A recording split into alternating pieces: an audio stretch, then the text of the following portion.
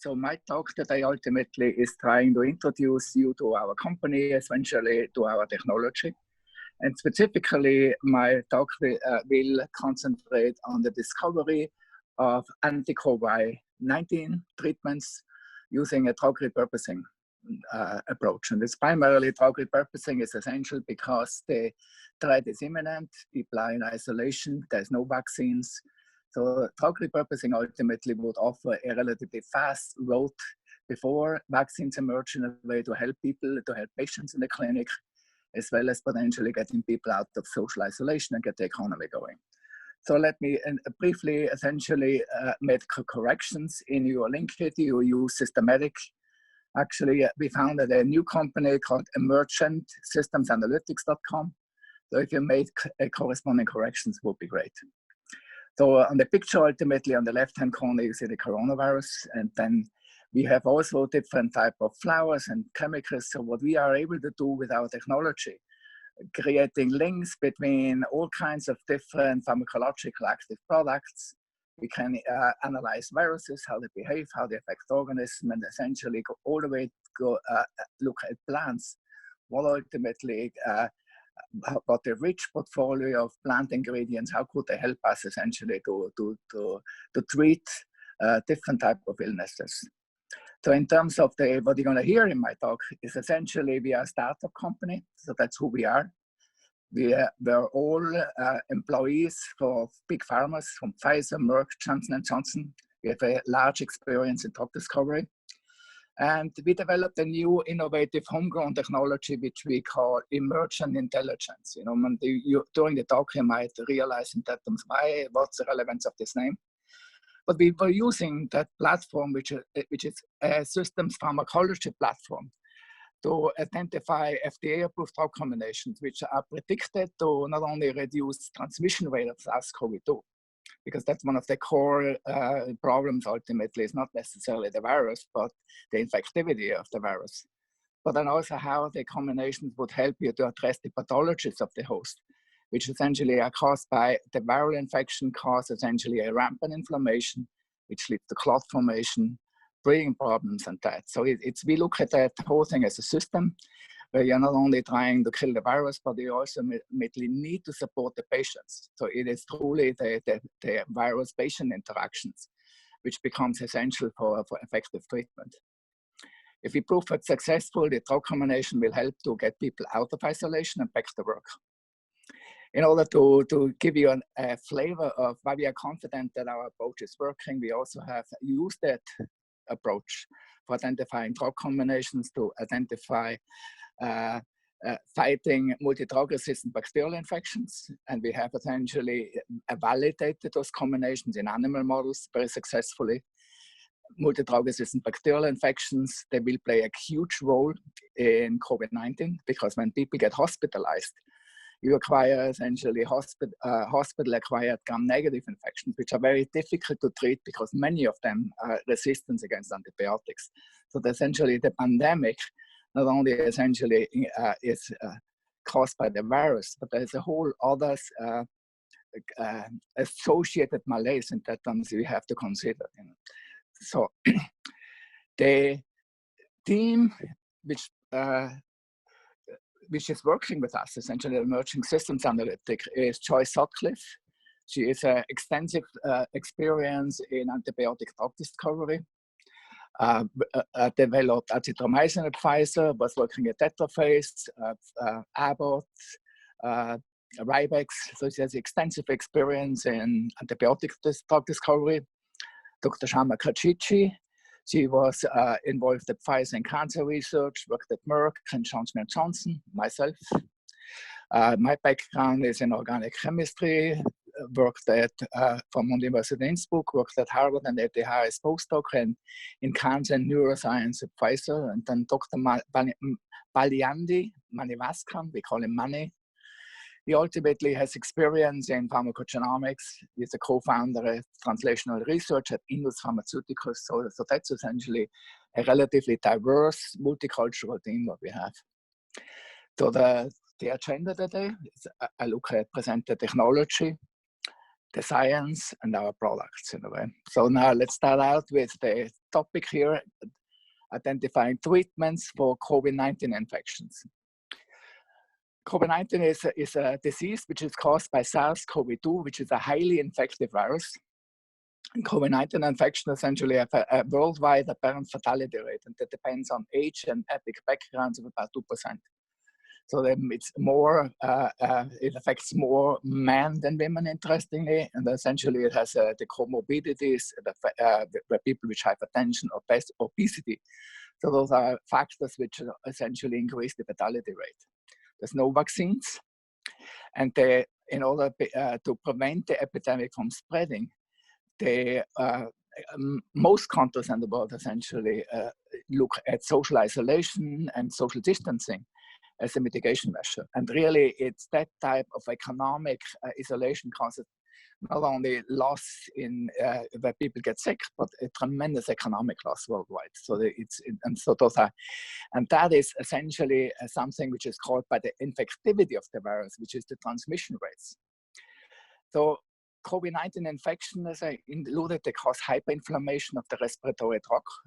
And associated with hyperinflammation is clot formation, blood clot formation, particularly in the microvascular system, in the alveoli, and those clots ultimately in that terms inhibit oxygen exchange, which leads to breathing problems, ventilator, and then ultimately death. There's a feedback to organ damage and that and throughout the system. So in order for drug repurposing approach to be effective and have an impact, we need drug combination that not only reduce infectivity, because if you reduce infectivity, you can ultimately allow people to go back to work. So you really need to reduce the transmission rates. I mean, that's the purpose of vaccines. But we also need to reduce the viral loads, reinfectivity, okay? And then we need to reduce the tissue inflammation and the formation of blood clots, because those are the parameters ultimately which people need when they go in the clinic. And essentially, the only option at the moment is to put them on ventilator, and the mortality rate once you got on the ventilator is about 85%. So that's essentially the goal of a drug discovery program, that you have to look at all the factors and how do you ultimately come up with some integrated approach, not just killing the virus, but ultimately looking at what type of drug combination would allow you to address the whole systems problem, not just essentially finding something which kills the virus and walk away from it. So that's not really the solution at the moment the pandemic needs. So now let's start out how we approach that. So when we look at from a systems pharmacology approach, we first look essentially is what are the parameters involved in infectivity. So what we know about the coronavirus itself, that SARS-CoV-2, it binds to the angiotensin AC2 receptor. And I mean, it's thought in a way that that binding ultimately facilitates viral entry. And but we also know that the entry of the virus inside the cells determines infectivity rates. And that entry is accelerated by a serine protease called DMPRSS2, which by Japanese researchers and German researchers have been shown if you inhibit the protease, you actually inhibit infections. So that is ultimately one piece of evidence that if you slow down the viral entry, so the speed of viral entry ultimately is a key factor in slowing down infectivity and transmission rates. So that's one component. The second of all, when the virus enters cells, it encounters a host defense system, a cellular defense system. We looked essentially about 40 different cellular defense systems and identified actually the unfolded protein response. It's the defense system which gets essentially bypassed by SARS-CoV-2. So it's really in that terms is the interactions of viral protein with host proteins, and particularly host proteins which regulate the unfolded protein response, which allows the virus to escape the host defense system and ultimately start its replication machine and replication cycles. So the corresponding network graph in the middle is really the network which presents the network overlap between what we know about the interactome of SARS-CoV-2 and what we know about the interactome which controls the unfolded protein response. So when we talk about systems pharmacology, we talk about network pharmacology, and we talk about protein-protein interaction networks. So what you have ultimately, we want to find out, we know that the envelope protein E, for example, okay, is in hijacking part of the unfolded protein response. And particularly, it inactivates a component which is autophagy and apoptosis, which essentially are used by the cell defense system to get rid essentially of pathogens and infected agents. So, for example, in a cell, if a cell discovers something which is foreign, it triggers essentially innate immunity. It also triggers autophagy and apoptosis. And they ultimately, if those repair mechanisms fail, they ultimately start to kill the cells. So that's essentially the parameters there which control infectivity of the virus. So how do we use our technology? Now, in order to understand the way emergent systems technology is working, we look at the system essentially, where at the macroscopic level, which is essentially what you see in the clinical setting, expression of symptoms, pathology. The expression of symptoms level at the macroscopic level, it coincides essentially with the coordinated actions of the bottom levels. There's a whole host of structure function which are executed by subnetworks. And the subnetworks are like autonomous agents, which essentially self-organize in a self-organized fashion, depending upon the feedback in that terms received through information exchange from the top level. So the coordination and synchronizing functions of molecular process at the bottom is ultimately not independent what ultimately the system on the top essentially is doing. So that is typically what the relationship between emergent system, that the top, that's the information exchange between top level and bottom level functions. And the mathematics to draw those type of relationship is essentially a network type of an approach. So for example, when we look at the unfolded protein response, you can draw an interactome map, which essentially is associated with UPR response, and that's in the corresponding circle. So essentially that represents an effect constraint topology network, which is associated with the function of the unfolded protein response. The unfolded protein response at network that can be divided now into subnetworks, and that typically is done with gene enrichment analysis. If we look at methodology like string platform, and what that allows you now in that terms, it allows you to dissect a larger network into subnetwork, where each one of the subnetworks ultimately represents an overlap between the primary network and essentially structure function constrained subnetworks. So when we trying to find out is how viruses essentially affect the information exchange. So we divide that network into structure function constrained subnetworks. So they are now topologically constrained. Topology, which essentially regulates the unfolded protein response, and the topology ultimately which execute very specific molecular processes and function.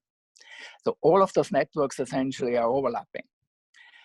What our algorithm is doing, it takes now these subnetworks which are overlapping with the primary network. Each one of them has a very discrete topology which is double constrained, function constraint and effect constraint. And then we take thousands and thousands, in fact, over 31,000 molecular probes, which includes, for example, coronavirus, biological agents, plants, you name it, and we determine information density of each one of those molecular probes in the subnetworks. So those information density measurements now, they can get clustered. And upon clustering, you obtain now, in that terms, is a function, since each one of those subnetworks contains functional information, how the protein-protein interaction that are associated with discrete functions. Information density clustering essentially gives you a way of tracking the probe-induced information flows through essentially the UPR network. So it gives you functional information. And that's the difference from any other analytical methodology, which ultimately doesn't necessarily gives you answers of what specific molecule you may find against a specific drug target, because each one of those protein network nodes theoretically could be a drug target. But it ultimately gives you functional relationships. And it's very powerful because it's really the functional relationships which determine how drugs interact and ultimately what type of drugs you need in order to either stop transmission rate and also stop specific, essentially, pathologies. So that type of analysis gives you in that information not only what type of molecular processes are affected, how the virus affects the unfolded protein response, but also then what type of drugs can you use to perturb or inhibit viral life cycles, and then ultimately also drugs which essentially help you with restoring the host response mechanism. So for example, if we take that particular type of approach here, we take about 1,051 subnetworks for a protein for the unfolded, so that's the overlap between the viral interaction unfolded protein response, which is about 89 network nodes, and that gets divided into 1,000 subnetworks. And when we cluster that, we ultimately obtain functional information. So what is intriguing is that the virus SARS-CoV-2 actually behaves like as if it would be an angiotensin II antagonist. So in the corresponding diagram here, so you would get phenotypes of drugs which induce a very similar cross-linking pattern between the structure function constraint fragment to angiotensin II. Molecules in the same phenotype here. So essentially here you have the organization of those subnetworks which are now put together based on functional relationships, how all of those different fragments ultimately belong together in terms of functions. So those are network interactions. So in that particular type of what we call phenotype, we have molecules essentially which inhibit the conversion of angiotensinogen to angiotensin by renin. Then we have essentially molecules which inhibit the production of angiotensin I receptor or inhibit directly angiotensin receptors. Then we have molecules which activate angiotensin II. So what happens then if SARS-CoV-2 is known to downregulate AC2, which is essentially counterintuitive if you think about the virus uses that as attachment point and entry point. So there is a study done in China where they actually found that there's an inverse correlation between AC2 expression essentially and coronavirus infections. So in that picture, which then makes sense, is that when you have essentially AC2 is involved in clearing and converting angiotensin II into inactive fragments. So when you inhibit this process, you essentially allow the exacerbation of the angiotensin II mediated pharmacology, which ultimately, if you give angiotensin II to rats, you essentially create pulmonary problems which resemble the symptoms you see with SARS-CoV-2. So what you have now is a mechanism where if SARS-CoV-2 binds to the AC2 receptor, it essentially seems to block the conversion of angiotensin II into angiotensin 1 and 7, and essentially exacerbate then the procoagulations, the inflammatory signals essentially of coronavirus. Angiotensin II is known, for example, to induce interleukin-6, which causes then essentially the exacerbation of inflammation-induced hyperinflammation. So that is directly a result of the analysis where you ultimately obtain functional information. How does a virus works like a pharmacological agent, and by binding to the AC2 receptor, not only is it involved in accelerating entry, but it also essentially exacerbates then the pathology essentially of the infections, okay, by upregulating IL-6 and by essentially creating pro-fibrotic signals. So that's it. And so if you inhibit that process, you have essentially agents there which would down-regulate that component which contributes to the pathology of SARS-CoV-2. The next analysis, when you look about the entry point, the analysis will tell you in that terms that protease inhibitor like Camostat and nafamostat. So there's the whole group here which is associated in that terms with SARS-CoV-2 viruses. So that we know from Japanese and German studies that inhibition of Camostat actually in that terms decreases infectivity of MERS viruses and coronavirus. It's also involved in infectivity of influenza virus and hepatitis C, for example. So there are other phenotypes members which ultimately in that terms are involved in the regulation of DMPRS2 expression. DMPRSS2 is regulated by androgen receptors and estrogen receptors. So if you inhibit androgen receptors or estrogen receptors, you downregulate the expression of DMPRSS2. And we know from clinical studies in Italy that actually the severity of the disease essentially is not necessarily correlated with AC2, but essentially correlated with DMPRS2 expression. So there is an indication that DMPRS2 ultimately is also involved in terms of controlling disease severity. Now, interesting aspect of chromostat and the thermostat, they are actually non-selective serine protease inhibitor, they inhibit thrombin. And thrombin itself also regulates IL-6 production, which is pro-inflammatory. So now you can envision to develop drug combinations, which ultimately could downregulate angiotensin II pharmacology, as well as then inflammation. And inflammation ultimately regulates coagulation. So now you can see how drug combinations, which consisting of those type of mechanistic classes combination, would allow you to reduce infectivity, reduce transmission rate, reduce inflammation, reduce clot formation. So those would be ideal combinations ultimately, which you could enter into clinical trials. Because those drugs are relatively safe, you could start in that treatment very early on. With those type of combinations, you don't need IV injections.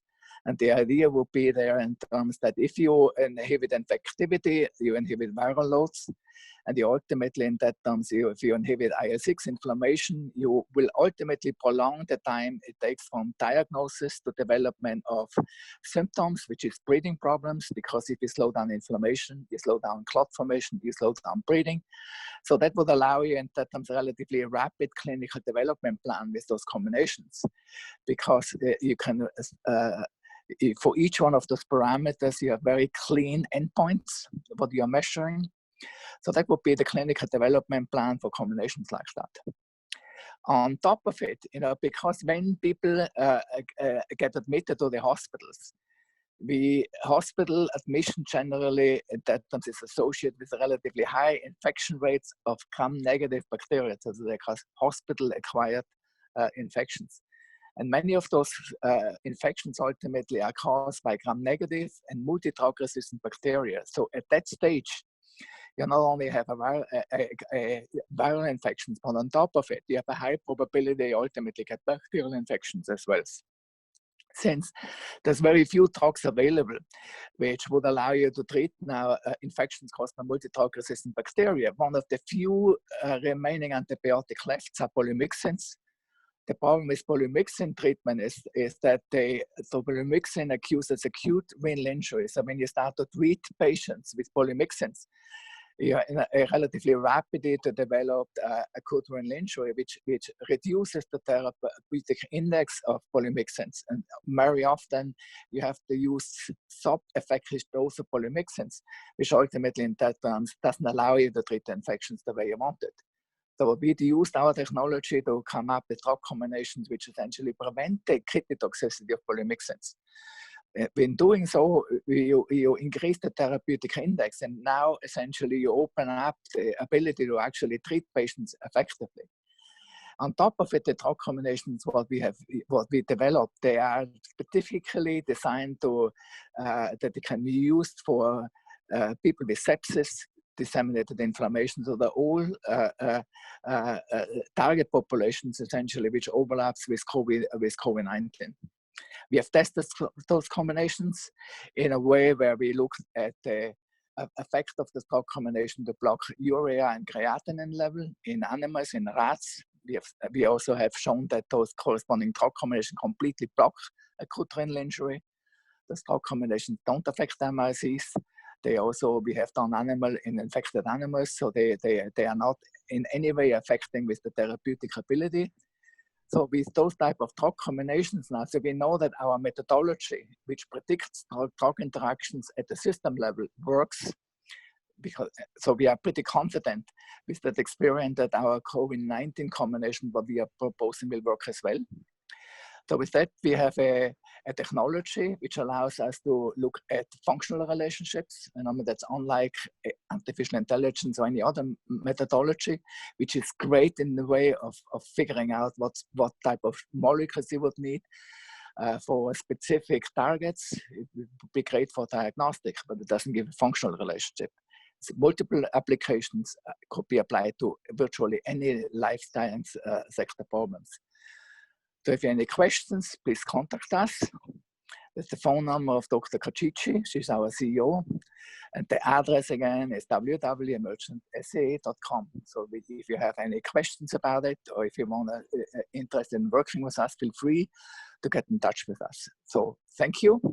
And I hope essentially I can answer all the questions you may have. Well, if there are no questions, oh. Could I ask a question? Okay, go ahead. Yeah, so I heard you early on identify the prevalence in men versus women. And I wonder if you could provide just some numbers associated with that. I heard that it's about maybe 1.5 times more in men. Is that about right or not quite right? I think in a way there is a lot of factors involved here. Okay, essentially because there is also ethnic factors involved and ethnicities involved, and I believe in a way there is so the core yeah, about 1.5 frequency in men as far as my recollection is. Okay, so again, like you, I more or less input on information which is publicly available. So I don't have more information, most likely, if you have. But the core element there is that both angiotensin receptor, which essentially serves as a toxin protein, as well as DMPRase2, are regulated by androgen receptors. So there's a clear, so DMPRase2, if you check it out, it's directly regulated via androgen activation. And there is a clear evidence if you inhibit, and if you take androgen antagonists, you downregulate DMPRase2 expression. So there's clear experimental evidence in terms of the regulation of the expression. Okay.